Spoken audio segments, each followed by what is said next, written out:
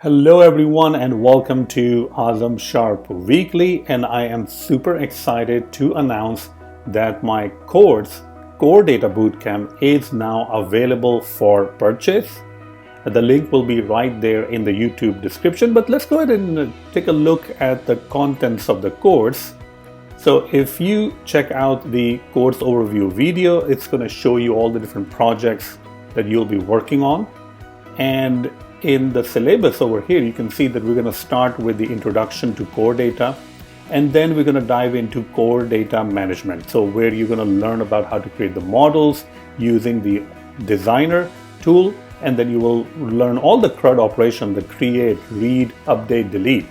Next, you're going to learn about how to create your budget application. So we're going to be setting up our budget categories, building the user interface, configuring the previews. Next, we're going to be learning about one-to-many relationships and also many-to-many relationships. After that, you'll be learning about filtering. So how do you filter when you're using core data, and creating dynamic filters that you can pass from one screen to the other.